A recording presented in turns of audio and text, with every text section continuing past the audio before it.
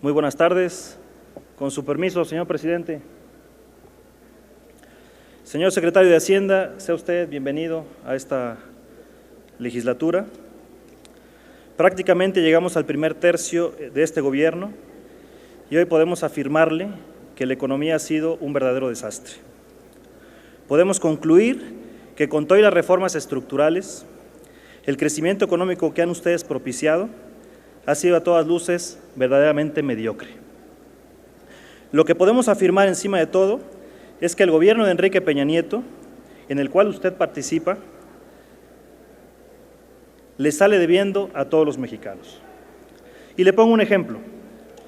Durante el año 2010 y 2011, la economía mexicana experimentó un fuerte proceso de recuperación, después de una fuerte crisis internacional de los años 2008 y 2009. Esto debido al manejo eficiente de las finanzas públicas del gobierno federal, que generó un comportamiento positivo durante todo el año 2012. En promedio, en estos 3 años, crecimos al 4.2%, ahora a duras penas solo al 1.5% en 18 meses. La política del sexenio pasado se caracterizó por planear en sus paquetes económicos propuestas responsables, que contribuyeron a un mayor desarrollo basado en déficits moderados, que permitieron seguir una política contracíclica en un contexto de sustentabilidad de las finanzas públicas y reduciendo constantemente el déficit y la deuda del país. El manejo del déficit público moderado contribuyó a preservar finanzas públicas sanas, al mismo tiempo que permitió mantener a nuestra economía alejada de los efectos negativos de la citada crisis. De forma consistente, se propuso la reducción del déficit total del sector público. Hoy vemos un punto de quiebre en el manejo de las finanzas públicas, que lo único que indica es que la economía no mejorará en un corto plazo. El trabajo del gobierno que usted representa así lo evidencia. Un incremento de la deuda de $1 billón para la economía de México, para el crecimiento que tiene México, es excesivo. En este sentido, le pregunto, señor secretario, con muchísimo respeto, ¿qué pasa con el manejo de las finanzas públicas en este sexenio? ¿A qué se debe su deterioro constante? ¿Nos van a regresar a los sexenios de endeudamiento como José López Portillo y Miguel de la Madrid? Señor secretario, quiero recordarle que esta Cámara le aprobó un déficit público del 3.6% respecto al PIB para este año, y la economía no ha rebasado el 1.7%. Como si fueran excluyentes los años del gobierno de Peña, vuelve a plantear un déficit público del 3.5% del PIB, considerando la inversión de Pemex, forzando una meta de crecimiento del 3.7%. Nos parece muy optimista la meta de crecimiento económico que plantea en los criterios generales, sobre todo después de la experiencia de este año, con todos los constantes recortes en los pronósticos.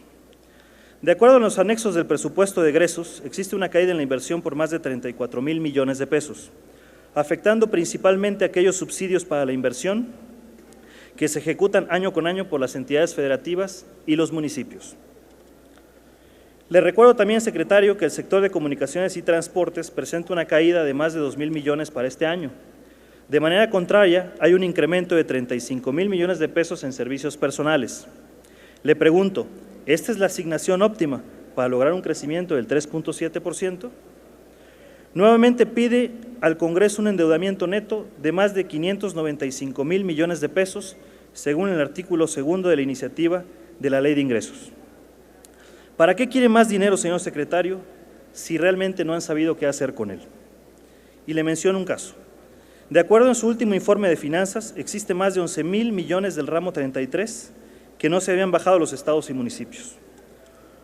¿Cómo confiar que su política de gasto va a detonar la inversión y el crecimiento económico? Señor secretario, no ha valido la pena endeudar a las generaciones presentes y futuras. Dado los pobres resultados en materia de crecimiento, no hay argumento que sustente la eliminación de la política de déficit moderado. ¿Dónde quedó la propuesta en campaña de Enrique Peña Nieto de mantener un déficit cero en materia presupuestal?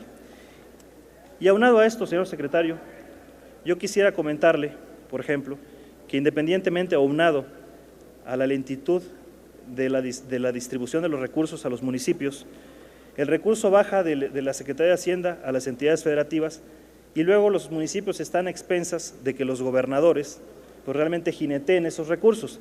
Y cito claramente el caso de Veracruz. En el caso de Veracruz todavía hay recursos del 2013, del presupuesto del 2013, que apenas depositó el gobierno del Estado en el 2014.